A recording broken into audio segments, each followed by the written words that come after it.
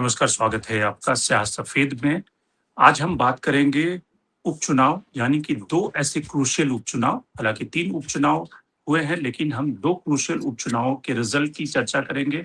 उसको डाइसेक्ट करने की कोशिश करेंगे कि बांकीपुर क्यों बीजेपी के लिए महत्वपूर्ण है, यानी कि बांकीपुर में जो बीजेपी की हार एक तरह से तय है, वो क्यों बीजेपी के लिए इम्पोर्टेंट है। और दतिया, मध्य प्रदेश का विधानसभा चुनाव, जहाँ से नरोत्तम मिश्रा चुनाव जीते थे, एक समय में शिवराज सिंह चौहान के सबसे ताकतवर मंत्रियों में गिने जाते थे, होम मिनिस्टर थे, उनकी सीट से बीजेपी की हार के मतलब क्या हैं, उसका मैसेज क्या है, उसके की टेकअवेज़ क्या हैं। वैसे तो गुजरात में बीजेपी पराजय मानी जाती है, वहाँ पे बीजेपी जीत चुकी है। तो सवाल ये है कि बांकीपुर और दतिया के मैसेज क्या हैं बीजेपी के लिए, अपोजिशन के लिए, प्रशांत किशोर के लिए? क्या प्रशांत किशोर एक नए, जिसको कहते हैं अपोजिशन लीडर के रूप में बिहार की राजनीति में इस जीत के बाद उनके कदम बढ़ेंगे? तेजस्वी यादव का क्या होगा? तेजस्वी यादव मार्जिनलाइज हो जाएंगे? चिराग पासवान जैसे युवा नेता जो कि केंद्रीय मंत्रिमंडल में हैं, उनका क्या होगा? क्योंकि अपोजिशन का जो स्पेस है, वो कहीं न कहीं प्रशांत किशोर ऑक्युपाई करेंगे। बीजेपी के लिए सम्राट चौधरी के लिए कितने खतरे की घंटी है? ये सारे सवालों को हम समझेंगे आज के कार्यक्रम में। हमारे साथ 3 मेहमान जुड़े हैं आज के कार्यक्रम में। पटना से पॉलिटिकल साइंस के प्रोफेसर पटना यूनिवर्सिटी में राकेश रंजन जुड़ रहे हैं, जो कि सीएसजीएस के लिए लंबे समय तक काम करते रहे हैं, सीएसजीएस के ओपिनियन पोल को कंडक्ट करते रहे हैं। आर राजगोपालन साहब सीनियर जर्नलिस्ट जुड़ रहे हैं, जो नेशनल पर्सपेक्टिव आपको दिखाएंगे। और साथ ही अंशु नैथानी सीनियर जर्नलिस्ट जुड़ रही हैं, जो बिहार की बांकीपुर की खास तौर से उस सीट की बात करेंगी और क्या है इसका नेशनल पर्सपेक्टिव, वो भी समझाएंगी। लेकिन सबसे पहले शुरुआत करते हैं राकेश रंजन जी आपसे। आपने सीएसडी इसके लिए बहुत सारे पोल किए होंगे, शायद इस तरह का पोल कम किया होगा जहां पर एक ऐसी सीट जो बिहार का गांधीनगर माना जाता है, बिहार का बड़ोदरा माना जाता है, जहां पर बीजेपी एक तरह से अपराजेय है, जहां पर लाल कृष्ण आडवाणी से पहले आप देखें कि वहां पर अटल बिहारी वाजपेयी भी गांधीनगर से चुनाव जीते, शंकर सिंह बाघेला जीते और लगातार पिछले 3 दशकों से बीजेपी वहां जीतती रही है। वैसे ही बड़ोदरा सीट है जहां पर बीजेपी को हराना नामुमकिन माना जाता है। इस सीट पर 50% से ज्यादा 80% तक बीजेपी को वोट पड़े हैं। अब इस सीट पर प्रशांत किशोर जीत रहे हैं, बीजेपी हार रही है। इसके की टेकअवेज आपकी नजर में क्या मैसेज है, क्या संदेश है, क्यों वहां पे बीजेपी हार रही है इतने सुरक्षित गढ़ में? जी, ये मैसेज तो स्पष्ट हो गया। आपने देखा होगा कि कुछ दिन पहले जो सीजेपी का आंदोलन दिल्ली में हुआ था और दिल्ली के बाद जो सबसे बड़ा मूवमेंट हुआ था वो पटना में हुआ। तो ये जो एरिया है जिस बांकीपुर की हम लोग बात कर रहे हैं, वो एक ऐसा एरिया है जिस जहाँ पर लोग कम रहते हैं, कम इस मामलों में रहते हैं कि माइग्रेट कर गए हैं। जैसे माँ-बाप तो हैं घरों में, लेकिन उनके बच्चे कहीं बाहर पढ़ते हैं या नौकरी बाहर करते रहते हैं। जो अफेक्टेड हुआ इस सीजेपी से के आंदोलन से और उनके पास एक ये मैसेज गया कि ये जो सरकार है वो सीजेपी के लिए वो जेनजी के लिए कुछ नहीं कर रही, युवाओं के लिए नहीं कर रही है। तो मुझे लगता है कि इसी का एक अ, आप वो देख रहे हैं उसका रिजल्ट आया, उसी का एक आउटकम इस रूप में आया। एक तो ये बात है। दूसरा आप देखेंगे कि ये पहला इलेक्शन ऐसा रहा जो माइनस नीतीश कुमार लड़ा गया। जितने भी इलेक्शन पिछले 20 वर्षों में बिहार में होते रहे हैं, उसमें नीतीश कुमार की एक भूमिका रही थी और बीजेपी अगर कहीं भी जीतती रही है, तो उसमें नीतीश कुमार वाले फैक्टर को आप किनारे नहीं कर सकते हैं। लेकिन ये एक ऐसा पहला इलेक्शन हुआ जिसमें नीतीश कुमार ने कोई काम नहीं किया, नीतीश कुमार ने चुनाव प्रचार नहीं किया, एक वीडियो वगैरह उनके रिलीज़ हुए थे। तो वैसे में एक बड़ा नहीं, वोटर के लेकिन सामने ये तो कन्फ्यूज़न एक क्रिएट तरह हो से सकता है। राकेश जी, ये तो नीतीश कुमार की वैसे जी, सीट नहीं थी। नीतीश कुमार का ठीक है, ओबीसी फैक्टर, एबीसी फैक्टर अगर बीजेपी को ट्रांसफर नहीं हुआ इस चुनाव में, लेकिन ये सीट जी, तो वैसी सीट है जहां बीजेपी अपने दम पर चुनाव जीत सकती है, जो उनका अपर कास्ट का जो पॉपुलेशन है उस सीट पे जो ओबीसी वोट बैंक का कन्फिगरेशन कहता है। और या फिर अगर जी, नीतीश कुमार का वोट ट्रांसफर नहीं हुआ, तो क्या आपको लगता है जी, ये संकेत दे रहा है कि बीजेपी के लिए और बड़े खतरे की घंटी है? क्योंकि बीजेपी अब तक जो चुनाव वहां पे जीतती रही है वो नीतीश कुमार के कंधों पर बैठकर जीतती रही है, और नीतीश कुमार वोट जी, ट्रांसफर करते थे, नीतीश कुमार चेहरा थे, बीजेपी सेकंड पार्टनर थी, अब बीजेपी फर्स्ट पार्टनर जी, है, नीतीश कुमार नेपथ्य जी। में है। तो नीतीश कुमार अगर नहीं रहेंगे तो आपको लगता है फिर तो अगला जो विधानसभा चुनाव होगा बहुत ही वनरेबल चुनाव होगा बीजेपी के लिए? मुझे लगता है कि जो बिहार पॉलिटिक्स की अगर हम बात करते हैं, तो बिहार पॉलिटिक्स अभी ट्रांजिशन के फेज से गुजर रहा है। ट्रांजिशन का फेज से इसलिए मैं कह रहा हूँ गुजर रहा है, क्योंकि अभी नए सीएम बने हैं और ये जो नए सीएम हैं वो भी पिछड़ी जाति से आते हैं और कई बार ये कहा जा रहा है कि नीतीश कुमार के चलते ही सम्राट चौधरी जी सीएम के रूप में स्थापित हुए हैं। तो वैसे में जो स्वर्ण जाति के लोग हैं, जो बीजेपी के प्रति बड़ा लॉयल रहे हैं, वो अच्छी खासी संख्या में वोट डालते रहे हैं, उनके मन में एक मैसेज ये चला गया कि अभी भी फिर भी सम्राट चौधरी मुख्यमंत्री बने हैं, जबकि लग रहा था कि बीजेपी से शायद कोई अपर कास्ट लोग आए और ये जो पूरा एरिया है, ये पूरा एरिया में ज्यादा जो कास्ट लोग रहते हैं, वो अपर कास्ट लोग रहते हैं। एक तो ये चीज है। दूसरा जो भरत तिवारी का फैक्टर आया सामने, भरत तिवारी के फैक्टर ने भी ये मैसेज को दिया, ये जो वर्तमान सरकार है, वो अत्याचार जो कर रही है, शायद वो सवर्णों पर ही अत्याचार कर रही है। तो वैसे में भी ये चीजें भी सरकार के विरुद्ध या बीजेपी के विरुद्ध गई। तीसरी चीज मैं जो कहना चाहता हूँ कि बीजेपी ने थोड़ा सा लाइटली लिया। आपने देखा होगा कि यहाँ पर 2000 से 2010 के बाद से अगर आप इलेक्शन के पैटर्न को, वोटिंग के पैटर्न को देखेंगे, तो कभी भी 40% से ज्यादा यहाँ वोटिंग नहीं हुई है और इस बार तो 7% वोट कम हो गए। पिछले नहीं, इलेक्शन लेकिन में चालीस टोटल एक परसेंट पे लाख भी नितिन नवीन को 60% वोट मिलता रहा है, 50% वोट मिलता रहा है। तो जी कई बार लो पोल 40 होने में के से बाद भी जो बीजेपी को वोट पोल हो रहा है वो तो 60% हो रहा है। 2006 के फर्स्ट बाई पोल में नितिन नवीन को तो 80% वोट मिला था, यानी कि बीजेपी को 80% उस सीट पे वोट मिला था। तो लो मार्जिन यानी कि वोट कम पड़ रहे हैं, लेकिन बीजेपी को वोट जो पड़ रहे हैं उसमें कोई कमी नहीं हो रही है। हाँ, बीजेपी की वोट में कमी नहीं हो रही थी, लेकिन इस बार जो आरजेडी, तीसरा जो बड़ा फैक्टर था ना, आरजेडी बिल्कुल वो किनारे पड़ गई और आरजेडी के अच्छे खासे वोट वो शिफ्ट हुए हैं इस बार जनसुराज में।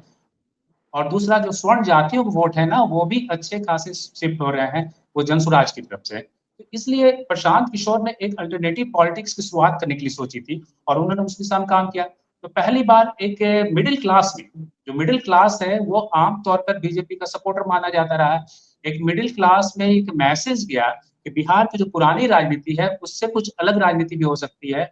हम एजुकेशन को अधिक महत्व दे सकते हैं, जैसा प्रशांत किशोर बार बार एजुकेशन की बात करते हैं। वो देख रहे गवर्नेंस की बात करते हैं कि गवर्नेंस को भी हम महत्व दे सकते हैं।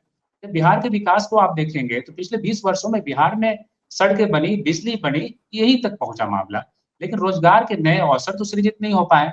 तो वैसे में जो गवर्नेंस का एक मॉडल हो सकता था, जो गुजरात में जिस तरह का गवर्नेंस हुआ, वो मॉडल शायद बिहार वगैरह में नहीं आया। और नीतीश कुमार का पर्सनल अपना कुछ जादू था, कुछ अपना कुछ था वो, तो वो चीजें इस बार तो आ नहीं पाई। तो वैसी स्थिति में थोड़ा सा बीजेपी ने इसको लाइटली भी लिया कि मेरा तो अपना ही सीट, हम तो आराम से यहाँ से निकाल लेंगे। कोई बहुत बड़े राष्ट्रीय स्तर के नेता तो नहीं आए कंपेनिंग में, लोकल लेवल के नेता आए या नितिन नवीन जी आए जो बीजेपी के अध्यक्ष हैं, उनको आप राष्ट्रीय स्तर का नेता कह सकते हैं। लेकिन बीजेपी ने बहुत अपनी ताकत नहीं लगाई थी, मुझे लगता है इसलिए थोड़ा सा कंपेनिंग कमजोर पड़ा। प्लस जो सीजीपी का मूवमेंट हुआ, वो दिल्ली के बाद जो सबसे बड़ा मूवमेंट हुआ तो पटना में हुआ। तो ये सब फैक्टर मुझे लगता है, इन सब फैक्टर के कारण शायद बीजेपी लूज कर रही है इस सीट को और ठीक है बढ़त है अंशु, इनके पास शांति। ठीक है अंशु, आपको क्या लगता है कि प्रशांत किशोर की जीत एक ऐसे सीट पे जो बीजेपी के नेशनल प्रेसिडेंट की सीट है, उस सीट पे बीजेपी अगर हार रही है तो उसके मतलब क्या है और क्यों हार रही है? जी, शंकर जी आपको नमस्कार, बाकी सभी पैनलिस्ट को नमस्कार। बांकीपुर सीट का जो परिणाम आ रहा है उसका संदेश सिर्फ बिहार में बीजेपी या बिहार की जनता तक ही सीमित नहीं है, उसका संदेश पूरे देश भर के लिए, इसलिए क्योंकि ये बीजेपी के राष्ट्रीय अध्यक्ष की खाली की हुई सीट थी, तो पूरी बीजेपी की प्रतिष्ठा का ये सवाल था। अभी जो कह रहे थे कि सर यहाँ पे बीजेपी मजबूती से नहीं लड़ी, मैं ये नहीं कहूंगी कि नहीं लड़ी, उन्होंने अपने बहुत सारे लीडर्स को यहाँ झोंका, जितने कलाकार बहुत थे सारे लीडर उनको यहाँ पूरे लेकर आए, बिहार की पूरी पूरे बीजेपी बिहार के, बांकीपुर में थी। जिस भी बिल्कुल लीडर को फोन करो तो कहो कि मेरी डिप्लॉयमेंट लगाई गई है फलाना वार्ड में, 1 महीने से मैं यहाँ पे हूँ। तो नेशनल लीडरशिप भले नहीं आया हो, लेकिन पूरी बीजेपी जो बिहार की है वो एक उपचुनाव को कंडक्ट कराने में लगी हुई थी। वही मैं कह रही हूँ कि मैं बिल्कुल नहीं मानूंगी कि बीजेपी ने मेहनत नहीं की, उल्टा दुगनी मेहनत की और यहाँ पर वोटरों को लुभाने के लिए पैसे हर तरीके का इस्तेमाल हुआ, बहुत सारी चीजें हुई, लेकिन फिर भी यहाँ बीजेपी अभी हारती भी नजर आ रही है। उसके कारण क्या, ये बीजेपी को भी मंथन करने की बहुत ज्यादा जरूरत है कि उन्होंने इस जीत को बहुत आसान मान लिया था अपने लिए। उनको लगा कि हम यहाँ पर बीजेपी के नाम पर किसी भी कैंडिडेट को देंगे, XYZ, किसी जानवर को भी देंगे तो वो जीतेगा, पर जनता ने इसको बहुत अपमान जैसा समझा। आप ये सोचिए कि प्रशांत किशोर जैसे जो नेता हैं, जो इतने वोकल हैं, जो पढ़े लिखे हैं, जो एक प्रोग्रेसिव सोच की उनकी एक छवि बनी हुई है, जो खुद एक रणनीतिकार रहे हैं, लोगों को, बड़े बड़े नेताओं को चुनाव जिताते रहे हैं, जिनको सब पता है कि चुनाव आयोग से उनको किस तरह से डिमांड करनी है, उनको सारे कानून पता है, उनको हर चीज, मतलब he is the master of the game. उसके सामने आप कैसा कैंडिडेट लाए जो बोल नहीं पा रहा, जो कहीं है ही नहीं, जिसकी कोई पहचान ही नहीं है। बात आपने पहले चेंज किया कैंडिडेट, वहां तो आप एक साइकोलॉजिकल बैटल हारे ही, लेकिन जो दूसरा कैंडिडेट आया उसको आप प्रोजेक्ट ही नहीं कर पाए और ना वो खुद को प्रोजेक्ट कर पाया। अभी मुझे जानकारी जो मिल रही थी, ये इसी से पता चलता है कि नीरज सिन्हा खुद अपने बूथ पर, खुद जिस मोहल्ले में वो रहते हैं, वहां से वो नहीं जीत पाए, वहां वो हारे हैं। हैरानी की बात है कि कायस्थ बाहुल इलाका है, लेकिन बहुत सारे, आधे लगभग, मतलब अभी ये तो बाद में आंकड़े निकल कर आएंगे, लेकिन बहुत बड़ी संख्या में कायस्थों ने नीरज सिन्हा को वोट नहीं किया है, प्रशांत सिन्हा को वोट किया है, ये पक्की खबर है। उन्होंने ये कहा कि बीजेपी ने क्या सोचा है बांकीपुर सीट के लिए कि आप किसी को भी खड़े कर देंगे जाति के नाम पर और हम उसे स्वीकार कर लेंगे, ये कैंडिडेट में तो कोई दम ही नहीं है। एक तो ये कारण हुआ, और जिस तरीके से शुरू से प्रशांत किशोर आक्रामक, कैंडिडेट कमजोर था, उसकी वजह से एक हार का एक बड़ा कारण कैंडिडेट कमजोर होना, एक बड़ा कारण। लेकिन कई बार तो बीजेपी इस एक्सपेरिमेंट के उलट करती रही है कि वो कमजोर कैंडिडेट को भी संगठन के बदौलत जिता लेती है। तो यहाँ पर बीजेपी क्यों कमजोर कैंडिडेट को जिता नहीं पाई? देखिए, यहाँ की जनता, और अभी जो सारी चीजें चल रही थी यहाँ पर, चाहे वो युवाओं का आंदोलन है या राम मंदिर चढ़ावा चोरी का मामला है, सारी चीजें हैं, ये चीजें तो अंदर ही अंदर लोगों के अंदर एक तरह से प्रोसेस होती है ना, कि ये पार्टी टेकन फॉर ग्रांटेड लेती है, हर चीज को टेकन फॉर ग्रांटेड लेती है, कि इन्होंने सोचा कि कैंडिडेट भी ऐसा दे दो, तो कुछ तो जन आकांक्षाएं होती हैं लोगों की, तो ये उनका गुस्सा एक अलग अलग तरीकों में प्रस्फुटित हुआ, मेरा ये मानना। इसलिए मैंने कहा इसका निहितार्थ केवल बिहार बीजेपी के लिए नहीं है, ये देश भर की राजनीति के लिए है कि बीजेपी का ग्राफ नीचे आ चुका है, बीजेपी ढलान की तरफ आ चुकी है, बीजेपी की उल्टी गिनती शुरू हो चुकी है आपका जब नेशनल प्रेसिडेंट की सीट आते हैं। दूसरा बड़ा कारण, यहां पर आरजेडी ने पहले मैदान एकदम छोड़ दिया, बिल्कुल छोड़ दिया। मैंने आपके पिछले शो में भी ये बात आपको बताई थी कि प्रशांत किशोर जीतेंगे और क्यों जीतेंगे, भले आप वो वीडियो दोबारा खोलकर देख लीजिएगा। उसमें ये कारण कि बीजेपी ने कमजोर कैंडिडेट खड़ा किया, ये एक कारण रहा, वही पुराने हथकंडे अपनाए, ये दूसरा कारण रहा। तीसरा कारण, आरजेडी ने एक तरीके से वॉक ओवर दिया, शुरू में न तेजस्वी यादव आए न कोई आया, तो यहाँ जो अन्य जातियां हैं, मतलब अपर कास्ट का तो बहुत बड़ा वोट मिला ही, क्योंकि अपर कास्ट के हैं प्रशांत किशोर भाई, उनको राजपूत का और ब्राह्मण का तो मिला ही मिला, और कायस्थ का भी वोट मिल गया उनको। जो आरजेडी का कोर वोट बैंक था, जो एमवाई, जो मुस्लिम यादव, उसमें से भी बहुत लोग आ गए।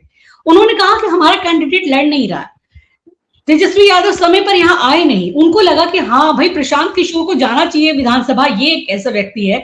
यादव जो एक पूरी जाति है, समुदाय है, वो लड़ाका लोगों को चुनती है, विजन बाद में देखती है, दिमाग बाद में शायद देखती होगी, वो देखती है कि ये आदमी है जो भाई नरेंद्र मोदी और अमित शाह तक को ललकार सकता है, ये आदमी थाने में भी जाके एसएचओ को अच्छी तरह से समझा सकता है कि तुम क्या गलत कर रहे हो, ये चुनाव आयोग में भी जवाब दे सकता है, और यही आदमी है कि अगर ये विधानसभा जाएगा तो बहुत अच्छी तरीके से वहां सारी चीजों को उठा सकता है और एक विपक्ष की आवाज ये भी बन सकता है। तो आप कह रही हैं कि आरजेडी का जो वोटर था, जो वोट बैंक था, जिसकी तेजस्वी यादव अब तक समझते थे कि हमारी संपत्ति है, वो शिफ्ट हो गया प्रशांत किशोर के लिए। बिल्कुल, उनकी संपत्ति खत्म हो गई। मुस्लिम ने एक मुश्त वोट किया प्रशांत किशोर, मुस्लिम ने तो एक मुश्त कर दिया, यादव में तो फिर भी डिवीजन रहा होगा, मुस्लिम तो 99-100% आ गए इनके सपोर्ट में। तो आप समझिए कि जब इस तरह से समीकरण बदला, सारी चीजें अनुकूल हुई, और जिस तरह से जुझारू होकर पहले दिन से एज लेकर एक लड़ाई को मजबूती के साथ प्रशांत किशोर ने लड़ा, तो ये परिणाम बहुत दिन से दिख रहा था कि ये होगा, और बीजेपी लोगों को लग रहा था कि बहुत टेकन फॉर ग्रांटेड लेती है, जो बातें कहती है वो होती नहीं है, अच्छे दिन आए नहीं, बच्चों को रोजगार मिला नहीं, राम मंदिर का चढ़ावा चोरी हो गया, और अब ये चुनाव को भी इन्होंने खेल समझ लिया है कि तुम किसी को भी लाओगे तो बस हम सरमाथे लगाएंगे क्योंकि आप बीजेपी हो। तो ये सारे फैक्टर्स मिलकर यहाँ पर प्रशांत किशोर को जिता रहे हैं। जी, ठीक है। राजगोपालन जी, नेशनल पिक्चर आप क्या देखते हैं, और खास करके दो बाइपोल, जिसमें दतिया जहां पे बीजेपी, वहां पर नरोत्तम मिश्रा की सीट थी, वहां पे बीजेपी हार रही है, बिहार में बांकीपुर में बीजेपी हार रही है। नेशनली आप किस तरह से इस रिजल्ट को देख रहे हैं? नेशनली ये political setback for all political parties, क्योंकि ये बिहार का नतीजा है। ये मिस्टर नीतीश कुमार दिल्ली आने के बाद, नीतीश कुमार दिल्ली में मंत्रिमंडल पर ज्वाइन नहीं किया है, इसी गुस्सा भी दिखाया है बिहार इलेक्शन में। सेकेंड थिंग, प्रशांत किशोर बाकी का भविष्यवाणी देख रहे थे, स्टालिन, चंद्रबाबू नायडू, ममता बनर्जी, अरविंद केजरीवाल वगैरह। अभी खुद आफ्टर 20 years खुद आ गया है मैदान पर। सो मुझे लगता है ये सारा का चीज स्टेट पॉलिटिक्स से सीमित होगी। हारना जीतना ये पॉलिटिक्स में ऊपर नीचे। योगी आदित्यनाथ नहीं हारा, एमके स्टालिन नहीं हारा, राहुल गांधी नहीं हारा, इंदिरा गांधी नहीं हारा। हारना जीतना वो कुछ नहीं है। इसीलिए बीजेपी ठप हो गया, कांग्रेस ये हो गया, ये नहीं कहना चाहता हूं मैंने। एनी टाइम ऊपर नीचे आने के देखो, अरविंद केजरीवाल तो दिल्ली में हार गया, किसी ने एक्सपेक्ट किया था क्या बीजेपी आएंगे करके? No one expected. Second thing, मुझे लगता है आज की देखो तमिलनाडु में विजय आ गया, प्रशांत किशोर बिहार में आ रहे हैं। ये सारी की चीज समथिंग जो युवा शक्ति के ऊपर ध्यान देना पड़ेगा सारा पॉलिटिकल पार्टीज। ये जेनजी कॉकरोच ये नहीं कह रहे मैंने, कॉकरोच लगेगा, सीरियस लगेगा, हरेगा मरेगा वो अलग बात है। तेजस्वी यादव को कि 1 महीने से बाहर है भैया इंडिया से, उनको फाउंडेशन डे में भी वो नहीं करते हैं। फाउंडेशन डे को वाइफ का बर्थडे को इकट्ठा करके वो बाहर गया है, उसको कोई पूछते नहीं क्या? लालू प्रसाद यादव को टेंडेंसी पूरा खत्म हो चुका है। अग्निवीर को जितना इफेक्टिवली अपोज किया था नीतीश कुमार के टाइम पर, इंडिया अलायंस शुरुआत हुआ बिहार से। ये सोचो इंडिया अलायंस किधर अभी नेशनल पिक्चर का बढ़ने लग गया। नितिन नवीन का जो सीट से हारा है बीजेपी, ये बड़ा चेतावनी बीजेपी का है। इसीलिए तो नितिन नवीन साहब ने जम्मू कश्मीर टूर से भाग करके दिल्ली आकर के पटना पहुंचा है। 80% वोट बैंक सॉलिड होगा अभी। मुझे लगता है ये कैस्ट फैक्टर है ना शंकर जी, कैस्ट फैक्टर बहुत अहम देखा है, मैं देख रहे is going to play a major politics. Therefore coming to short of it, ये नेशनल पॉलिटिक्स में असर नहीं पड़ेगा, बैलेंस हो जाएगा। इसी से नतीजा लगा करके राहुल गांधी हो गया प्रधानमंत्री, अपोजिशन आ गया प्रधानमंत्री, ये नहीं होगा। कर्नाटका में देखो ड्रामा, आज की देखो मंत्रिमंडल विस्तार करना था 4 बजे, वो 5 बजे हो गया, अभी 6 बजे हो गया। 6 लोग रिजाइन कर दिया, सिद्धरामैया फिर आ गया जगह पर, शिव कुमार खत्म हो गया। ये चीज किसको दिखाता है? राहुल गांधी घर के सामने सिद्धरामैया, हरिप्रसाद, शिव कुमार तीनों खड़े थे 2 घंटे 3 घंटे, उन्होंने अंदर नहीं बुलाया। ये गांधी के ऊपर ये बहुत इंपॉर्टेंस प्ले करना है राहुल गांधी। ये नहीं है कॉकरोच पार्टी से डर गया, वो नहीं है। Rahul Gandhi should take interest. आने वाले दिन में इंडिया का एक मजबूत अपोजिशन पार्टी चाहिए। नरेंद्र मोदी को क्वेश्चन करने का वो नहीं दिखा रहे मुझे। मेरा 45 साल लोकसभा राज्यसभा का कवर करते हुए, स्टेट पॉलिटिक्स कवर करते हुए, मैं कम से कम 200 पार्लियामेंट कॉन्स्टिट्यूंसी घूमा हूं जी पिछले इतना साल से।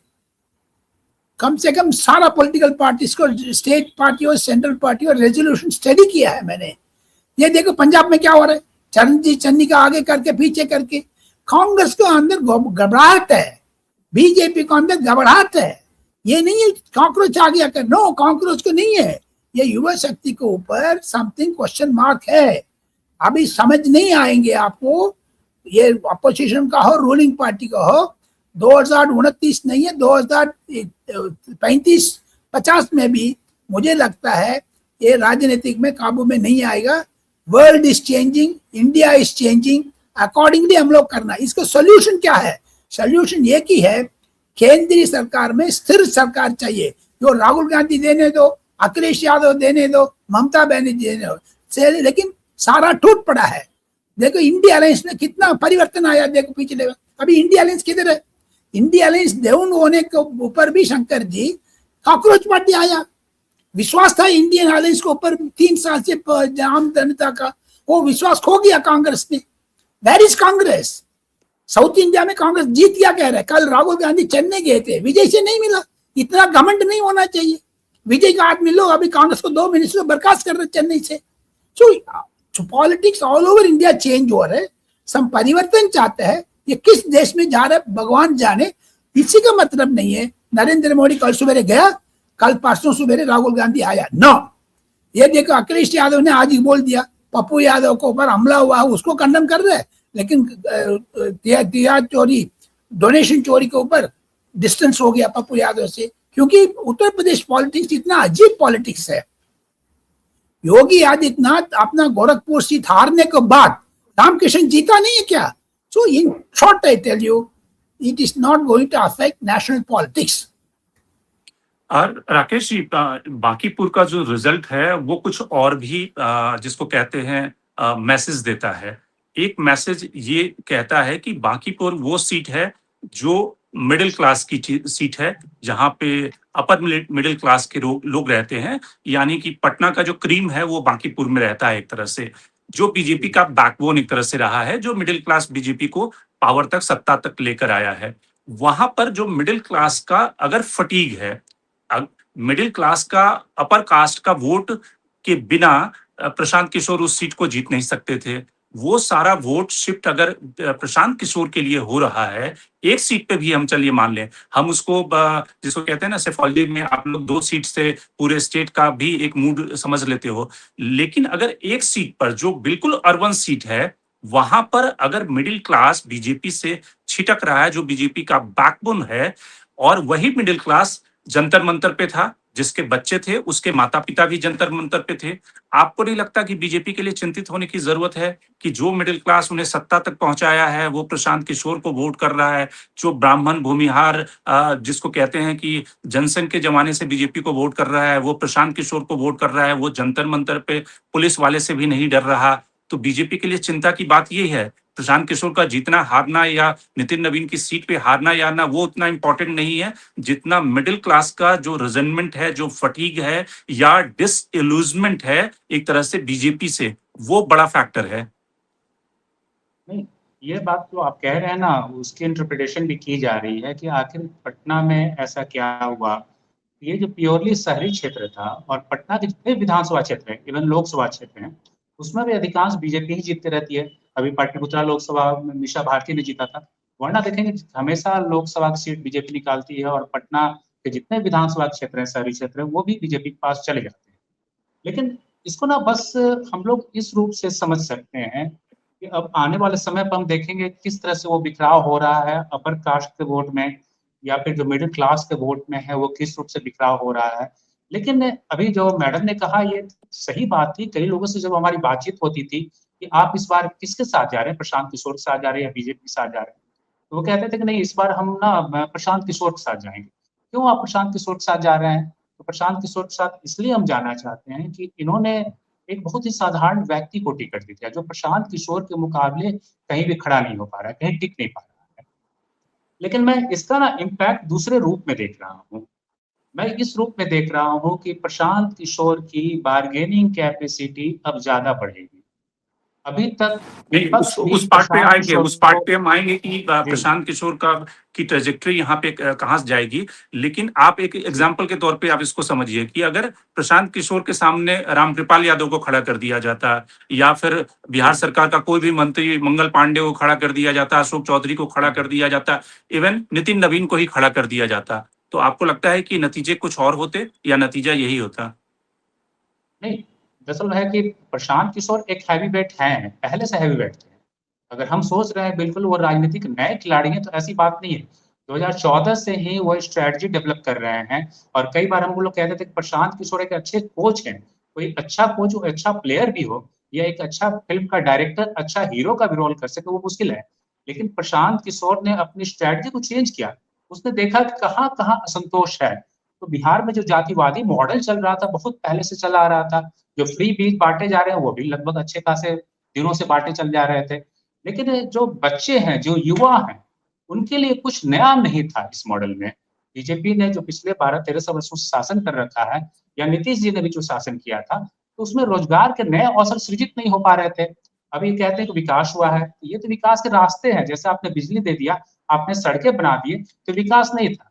तो वैसे में प्रशांत किशोर एक अल्टरनेटिव पॉलिटिक्स की अगर बात करते हैं, एक ऐसे पॉलिटिक्स की बात कर रहे थे जहाँ वो जाति को महत्व नहीं दे रहे थे, बल्कि वो ज्यादा एजुकेशन पर फोकस कर रहे थे। तो इन्होंने युवाओं को बहुत अधिक लुभाया, ठीक है। और प्लस आरजेडी के कुछ वोट बैंक में ना प्रशांत जी के साथ शिफ्ट हुए, जैसे मुस्लिम का जो एमवाई समीकरण ये नहीं कहीं पूरी तरह गया। और रही बात की हैवी वेट अगर आते, रामकृपाल जी जैसे बड़े नेता आ जाते या कोई भी बड़े नेता आते, तो इतने आराम से प्रशांत किशोर शायद नहीं जीत पाते, क्योंकि ये अगर रामकृपाल जी की बात करें तो अपना उनका होल्ड है, उनके अपने वोट हैं, लेकिन नीरज सिन्हा का अपना वोट तो कोई नहीं था। वो जो भी थी बीजेपी के भरोसे ही वो चुनाव लड़ रही थी। अब प्रशांत किशोर का धीरे धीरे तो एक इम्पैक्ट आ रहा है, जो पढ़े लिखे लोग हैं उनमें इम्पैक्ट आ रहा है। लोग कह रहे थे प्रशांत किशोर की जीत नहीं पा रहे हैं, और लेकिन 238 जगह पिछले बार इलेक्शन लड़ा और 236 में जहां उनकी जमानत जब्त हो जाती है, मात्र उन्हें 3.4% वोट शेयर मिल पाते हैं। वैसे में प्रशांत किशोर का फिर से बाउंस बैक होकर आना, इसमें कहीं ना कहीं नीरज सिन्हा ने भी उनको मदद की है, और कहीं ना कहीं जो आरजेडी ने वो ये वॉकओवर जो दिया, लेट कैंपेनिंग शुरू की, उसने भी मदद की। तो मुझे लगा कि ठीक है। मुझे लग रहा है कि प्रशांत अब किशोर आते हैं। एक अल्टरनेटिव। हाँ, राकेश जी, एक सवाल अंशु से लेते हैं। अंशु, अब आपको लगता है कि अगर बिहार की पॉलिटिक्स को देखा जाए तो प्रशांत किशोर का फ्यूचर क्या है? पहली बात ये हो गई कि प्रशांत किशोर को वैलिडेशन मिल गया, जिसको कहते हैं सर्टिफिकेट की जरूरत होती है ना, कि आदमी मेहनत कर रहा है। अभी 1 साल पहले उन्होंने मेहनत की, जिसको जनता ने नकार दिया। तो पहला तो उन्हें वैलिडेशन मिल गया कि जनता ने उन्हें दे दिया कि भाई तुम जीत सकते हो, यानी कि जिस पॉलिटिक्स को लेकर तुम कई सालों से बिहार में जमे हुए हो, उस पॉलिटिक्स की बिहार में गुंजाइश है, वो पॉलिटिक्स बिहार में चल सकती है। ये जो बिहार के लोग ये मानते रहे हैं, यूपी के लोग मानते रहे हैं कि बिहार और यूपी की पॉलिटिक्स में तो जिसके पास कास्ट का कोलिशन नहीं है, उसका चुनाव जीतना असंभव है। प्रशांत किशोर ने उसको डिफाई करके दिखा दिया कि बिना कास्ट कोलिशन के भी एस्पिरेशनल जो पॉलिटिक्स है उसके सहारे जीता जा सकता है। तो पहला जो टेक अवे है प्रशांत किशोर के लिए कि वो एक खूंटा बांध के जो गाड़ने वाली बात कहते थे, वो उन्होंने प्रूव कर दिया है। लेकिन इससे आप आगे प्रशांत किशोर के फ्यूचर को कैसे वहां पे रीड कर रहे हैं? प्रशांत किशोर क्या करेंगे बिहार की पॉलिटिक्स में, और बिहार की पॉलिटिक्स कैसे बदलने वाली है, आप क्या देखती हैं? जी, इसके बहुत बड़े संदेश जाने वाले हैं बिहार की पॉलिटिक्स के लिए। बिहार की जनता बहुत उकताई हुई है, वो एक हीरो की तलाश कर रही है, एक नेता की। जो नेता उन्हें नीतीश कुमार में पहले दिखाई देता था, और उनके अब हाशिए पे चले जाने के बाद, हट जाने के बाद एक वैक्यूम हो गया। पहले उम्मीद जताई जा रही थी आरजेडी से कि तेजस्वी यादव शायद युवाओं के लिए कोई चेहरा बनेंगे, लेकिन नहीं। तेजस्वी यादव ने उस उम्मीदों को, मतलब वो उम्मीदें लोग उनसे हटा चुके हैं, उनको कुछ उनमें नजर नहीं आता। कांग्रेस के पास ऐसा कोई चेहरा नहीं। कोई एक वैक्यूम विपक्ष में अभी क्रिएट हो रखा था बिहार में, और बीजेपी से लोग उकताए हुए हैं सेंट्रल लेवल पे भी। आपने जो अभी थोड़ी देर पहले पूछा ना कि कमजोर कैंडिडेट भी जीत जाता था, तो आज के दिन में आप अगर नरेंद्र मोदी जी के पॉपुलैरिटी ग्राफ को नापने जाएंगे, कोई सर्वे आप कराएंगे, तो आप उसको बहुत नीचे पाएंगे। अगर आज के तारीख में देश में हम राष्ट्रीय चुनाव करा देते हैं, अगर पार्लियामेंट के चुनाव करा देते हैं, तो आप ये जान लीजिए कि क्या उनकी दशा होने वाली है। तो उनकी पॉपुलैरिटी बहुत गिर चुकी है, तो उनके चेहरे नाम पर अब इतना आसान नहीं है चुनाव जीतना कि लोग आंख बंद करके उनको बीजेपी के कैंडिडेट को जिता देंगे। प्रशांत किशोर की आपने ये बात की है, बिल्कुल उन्होंने अपनी एक पॉलिटिक्स की भी जीत दिखाई है कि मैं बिना जात पात के एक प्रोग्रेसिव पॉलिटिक्स बिहार में भी हो सकती है। दूसरी बात, बिहार में जो एक ऑपोजिशन का वैक्यूम क्रिएट हुआ था, उसको प्रशांत किशोर भरेंगे। केवल एक ही सीट जीती है, लेकिन एक ही सीट के दम पर, अपने ही दम पर ये विधानसभा में रोज हिलाएंगे विधानसभा को जब सेशन रहेगा। ऐसे ऐसे मुद्दे उठाएंगे। सम्राट चौधरी से फिर वही सवाल पूछेंगे, उनकी डिग्री के सवाल पूछेंगे, उनके केसेस के सवाल पूछेंगे, और रोज सरकार को वो घेरेंगे जो विपक्ष अभी करता हुआ नजर नहीं आ रहा था। तो उस वैक्यूम को फिल करेंगे और धीरे धीरे जनता के अंदर ये दिखेगा कि हाँ, विपक्ष के रूप में एक हमारे पास ये ऑप्शन है। बहुत छोटी सी शुरुआत हुई है, लेकिन बहुत मजबूत शुरुआत हुई है, क्योंकि उन्होंने बीजेपी के राष्ट्रीय अध्यक्ष की खाली की हुई सीट को हराया, उनको शिकस्त दी है। उन्होंने जाति पाति की राजनीति में बिहार जैसे स्टेट में उसको तोड़कर उन्होंने जीता है। तो एक बहुत बड़ा, जिसे कहेंगे कि मतलब पाथ ब्रेकिंग, एक बहुत बहुत बड़ी चीज उन्होंने हासिल की है। तो एक विपक्ष का चेहरा मैं उन्हें बनता देख सकती हूँ। और दूसरी बड़ी बात यह है कि बिहार में बहुत दिन से एक फॉरवर्ड नेताओं की, उस तरीके के ताकतवर, एक जो फॉरवर्ड जाति के लोग थे, उनके अंदर एक शिकायत थी कि भाई ब्राह्मण से, भूमियार से या फॉरवर्ड जाति से में पावर शिफ्ट नहीं हो रहा, या उनके पास पावर नहीं आ रही, या उनके नेता उस तरीके से चीजों को आगे नहीं ले जा पा रहे हैं, सिर्फ मतलब पिछड़ों की पॉलिटिक्स ही यहाँ पर हो रही है इतने सालों से। वो उनके अंदर एक ये बेचैनी थी, तड़प थी कि उनको हाशिए पे डाला हुआ है, चाहे बीजेपी या दूसरे। तो ये कहीं ना कहीं बिहार के उन फॉरवर्ड को भी, उनके ईगो को भी सेटिस्फाई करता है कि आज एक फॉरवर्ड भी उस मकान पे है, तो हम इनमें एक विपक्ष के वैक्यूम को फिल होता देखते हैं। तो ये बहुत बड़ा मैसेज है बिहार के लिए, मैं तो यही समझ रही हूँ। ठीक है, राजगोपालन जी, आपके पास 30 सेकंड है। 30 सेकंड हम तीनों पैनलिस्ट को देंगे और एक छोटी छोटी टिप्पणी लेंगे कि आपने कहा कि इसका कोई बहुत बड़ा इम्पैक्ट नहीं होगा, लेकिन एक चेंज जनता देखना चाहती है और उसमें सारे पॉलिटिकल पार्टियों के लिए एक मैसेज है कि वो अपने में परिवर्तन लाएं। लेकिन आपको लगता है कि जो मैसेज है वो बीजेपी उसको किस तरह से लेगी? बीजेपी कोर्स करेक्शन करेगी? ये सही बात है कि ठीक है, गोरखपुर का उपचुनाव भी हारा है, अटल जी भी चुनाव हारे हैं, मनमोहन सिंह चुनाव हारे हैं, सारे बड़े नेता चुनाव हारते हैं। यहाँ तक कि बीजेपी के तो वैसे राज्य में जहाँ बीजेपी की सरकार आ गई, लेकिन सिटिंग चीफ मिनिस्टर चुनाव हार गया, उत्तराखंड में और हिमाचल में धूमल चुनाव हार गए, बीजेपी की सरकार आ गई थी। तो ये सब एक्सपेरिमेंट पॉलिटिक्स में होते रहे हैं। लेकिन बिहार की पॉलिटिक्स में जो एक जड़ता थी कि एक दो ध्रुव थे, नीतीश कुमार बीजेपी और आरजेडी लालू प्रसाद के वारिस हैं। वो उस तरह की पॉलिटिक्स नहीं कर रहे हैं जो लालू जिसके लिए जाने जाते थे। बीजेपी जेडीयू के कंधे पर पॉलिटिक्स कर रही थी, लेकिन अब फॉल्ट लाइन दिखने लगी है कि नीतीश अगर कैंपेन नहीं करेंगे तो बीजेपी का जो चुनाव जीतने का जो जिसको कहते हैं सक्सेस रेट, वो कमजोर हो सकता है। जैसे पटना जैसी सीट पर भी बीजेपी हार सकती है, तो आप रूरल सीट की तो बात ही छोड़ दीजिए जहां नीतीश कुमार वोट ट्रांसफर कराते थे।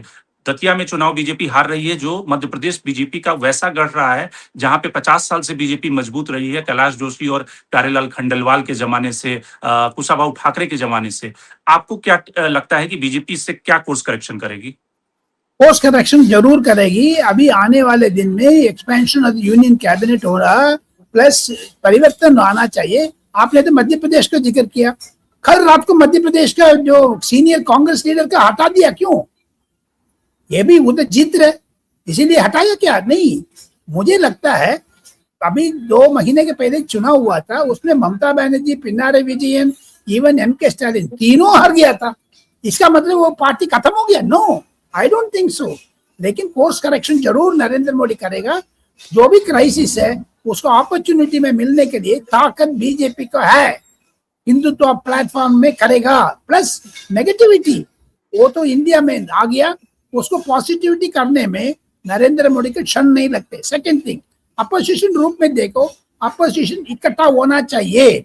इकट्ठा होने में इधर प्रियंका गांधी को, नहीं तो अखिलेश यादव को, नहीं तो तीसरा आदमी को लेके आ जाओ, तब यूनिटी होगी।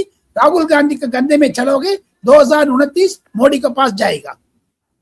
ठीक है, राकेश रंजन जी, आपको लगता है कि जो बीजेपी का ग्रामर है अभी तक एस्पिरेशनल पॉलिटिक्स का, उसमें कहीं ना कहीं एक फटीग फैक्टर दिख रहा है? आपको लगता है कि वो ग्रामर, वो मुहावरे से जनता आगे खुश हो जाएगी, या नरेंद्र मोदी में एक जो जबरदस्त कोर्स करेक्शन की जो उनके अंदर एबिलिटी है कि वो सेंस कर लेते हैं, फीडबैक के आधार पे तुरंत कोर्स करेक्शन करते हैं और उससे फिर जनता एक तरह से सेटिस्फाइड हो जाएगी? या आपको लगता है कि नहीं, ये सब मुहावरे चल चुके हैं, जनता को लगता है कि नया नेता चाहिए, नए मुहावरे चाहिए, उसको कुछ नया, विजय ने नए मुहावरे दिए, नया पिक्चर दिखाया, उन्होंने बिना संगठन के बीजेपी विजय चुनाव जीत कर आ गए। वैसे ही प्रशांत किशोर के पास कोई सोशल कोलिशन नहीं है। प्रशांत किशोर ने एक एस्पिरेशनल पॉलिटिक्स की का ग्रामर दिया, जिस ग्रामर पे चढ़कर नरेंद्र मोदी 2014 में आए थे सत्ता में, यानी कि वो एस्पिरेशनल पॉलिटिक्स की अच्छे दिन आएंगे। लेकिन अब वो अच्छे दिन की बात करते हैं तो जनता को बहुत ज्यादा विश्वास नहीं होता। आपको लगता है कि कुछ सीखने की जरूरत है अपोजिशन और बीजेपी दोनों को? बिल्कुल, ये मुझे लगता है एक तो जो बीजेपी है ना, उन्हें कुछ क्लास पर फ़ोकस करने की ज़रूरत है। जैसे अगर हम बात करें तो मिडल क्लास पर शायद उसने कुछ कम फ़ोकस किया है, शायद वो 7वें 8वें वेतन आयोग के रूप में सामने आए। यूथ पर, जिसके चलते वो सीजेपी का बड़ा मूवमेंट हुआ है, उस यूथ को ये शायद टारगेट करे, कुछ नई नौकरियाँ वगैरह उपलब्ध करा सकते हैं। ठीक है। और दूसरा अगर प्रशांत किशोर जी की बात करें ना, तो प्रशांत जी को किशोर जी को बिहार में अगर स्थापित होना है, तो उन्हें कोलिशन पॉलिटिक्स में जाना होगा। उन्हें विपक्ष की तरफ जाना होगा। उनकी जो पॉलिसी पहले से यूनिलैटरल टाइप की रही है ना, तो वो पॉलिसी अगर वो बरकरार रखते हैं, तो वैसे में फिर वो छिटक सकते हैं, वो बिखर सकते हैं। तो अच्छा ये होगा कि अगर बीजेपी को वो हराना चाहते हैं, तो विपक्ष एक मजबूत गठबंधन बनाए। आप उससे प्रशांत किशोर जी की एक भूमिका होगी। थोड़ी-सी अपनी स्पेस को आरजेडी को भी छोड़ना होगा, थोड़ा और भी जो लोग हैं उनको भी अपनी स्पेस को देना होगा प्रशांत किशोर जी। क्योंकि ये ठीक है। सारा कुछ लग ये रहा था कि बीजेपी तो आराम से इस सीट को जीत जाएगी। वैसे में प्रशांत किशोर ने एक मिराकल तो ज़रूर किया है इस रूप में, एक मैसेज दिया है, एक संदेश दिया है कि वो भी एक अल्टरनेटिव पॉलिटिक्स के द्वारा भी बड़े मुकाम को हासिल कर सकती है। जी। अंशु, आपको लगता है कि अगर कांग्रेस में थोड़ी भी इंटेलिजेंस या फिर जिसको कहते हैं समझदारी, पॉलिटिकल मैच्योरिटी होगी, तो कांग्रेस जो पुराना ऑफर प्रशांत किशोर के पास में था, जिस पे कि राहुल गांधी तैयार नहीं हुए और प्रशांत किशोर दोनों के बीच में बात बनी नहीं, कांग्रेस के लिए सबसे बेटर स्थिति होगी। कांग्रेस आज की तारीख में वहां में मार्जिनलाइज्ड प्लेयर है, वोट परसेंट उसके पास है, कोई लीडर नहीं है। कांग्रेस को जो वोट मिलता है वो आरजेडी की बदौलत मिलता है। प्रशांत किशोर को अगर कांग्रेस ले ले, वहां पर एक रोल दे, वहां पर उन्हें कांग्रेस का जनरल सेक्रेटरी बनाए, नेशनली बनाए, जिसमें कि वो बिहार को देखेंगे। उस तरह की पॉलिटिक्स अगर कांग्रेस बिहार में करे, तो निश्चित तौर पे प्रशांत किशोर एक अगले चुनाव में बड़े अल्टरनेटिव की तरह हो सकते हैं, जिसके पास 15-16% का वोट शेयर वो क्रैक कर सकते हैं और आरजेडी को भी मजबूरी में उस अलायंस के साथ इस बात को मैं बहुत पहले से कह रही हूं और अभी भी कह रही हूं कि अगर कांग्रेस को बिहार में कुछ करना है, क्योंकि उनका संगठन भी अभी बहुत वहां पर कमजोर है और कोई उनके पास नेता भी नहीं है, तो उन्हें आरजेडी को छोड़कर बिहार में, पूरे मैं नेशनल लेवल पर बात नहीं करी, बिहार में आरजेडी को छोड़ के उन्हें जन स्वराज और प्रशांत किशोर में अपना नया विकल्प तलाशना चाहिए और बहुत मजबूती से तलाशना चाहिए। और पिछड़ों की पॉलिटिक्स के साथ साथ अगड़ों की पॉलिटिक्स पे भी अब ज्यादा ध्यान कांग्रेस को देना चाहिए, क्योंकि वो उनकी परंपरागत एक पॉलिटिक्स भी रही है और परंपरागत उनका वो वोट भी वहां पर रहा है। तो आप ठीक है, दलितों को भी लेके चलिए, लेकिन अगड़ों को भी लेके चलिए। और प्रशांत, अभी मुझे लगता है कि आरजेडी को छोड़ करके प्रशांत किशोर के साथ आना और प्रशांत किशोर का भी कांग्रेस की तरफ जाना, ये एक ज्यादा अच्छा और मजबूत विपक्ष बिहार में बना सकता है। जी बिल्कुल। तो कुल मिलाकर जो बांकीपुर और दतिया उपचुनाव के जो नतीजे हैं, उसके लिए सबको सीखने की जरूरत है। सबके लिए कुछ न कुछ है। तेजस्वी यादव के लिए सीखने की जरूरत है कि आप अपने जो कोर वोट बैंक है, एमओआई कॉम्बिनेशन को टेकन फॉर ग्रांटेड नहीं ले सकते, क्योंकि वो एमओआई जब देखेगा कि बीजेपी से वो लड़ नहीं रहा, तो वो कहीं शिफ्ट हो सकता है, जो कि पोटेंशियल प्लेयर जो बीजेपी से लड़ाई करेगा, जो बांकीपुर में प्रशांत किशोर थे। बीजेपी के लिए सीखने की जरूरत है कि नितिन नवीन की सीट पे हार से ज्यादा महत्वपूर्ण है कि जो मिडिल क्लास का वोट है वहां पे, वो क्या बीजेपी से डिसइल्यूजन है, वो कहीं ना कहीं उसमें फटीग है, वो बीजेपी को वोट देने के लिए उतना उत्साहित नहीं है। तो ये तो और बड़ी चिंता की बात है प्रधानमंत्री नरेंद्र मोदी के लिए, क्यों उत्साहित नहीं है। हिंदुत्व के एजेंडे और एस्पिरेशनल पॉलिटिक्स करने के बाद भी वो क्यों वोटर बूथ केंद्र, मतदान केंद्र पे नहीं पहुंचा। और वैसे ही मध्य प्रदेश में भी चिंता की बात है कि बीजेपी का इतना पुराना संगठन, जहां पे 25 सालों से बीजेपी सत्ता में है, वहां पर अगर एक बाइपोल हार जाती है, एक मुख्यमंत्री बाइपोल नहीं जिता पाते, तो संगठन में कहाँ कमियां हैं। क्या बीजेपी के अपने लोगों ने ही उस चुनाव को हरवाया और हार के संकेत बड़े हैं। तो आज के कार्यक्रम में इतना ही। राजगोपालन जी आप जुड़े, आपका बहुत बहुत धन्यवाद। अंशु आप जुड़ी, आपका बहुत बहुत धन्यवाद। और राकेश जी आपका भी बहुत बहुत धन्यवाद। देश और दुनिया की बाकी खबरों के लिए आप बने रहिए टेलीविजन के साथ।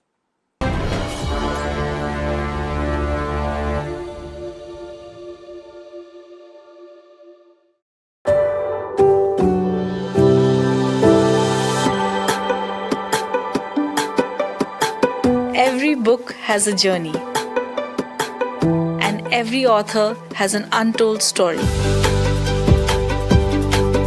Behind every powerful book lies curiosity, courage, and countless conversations.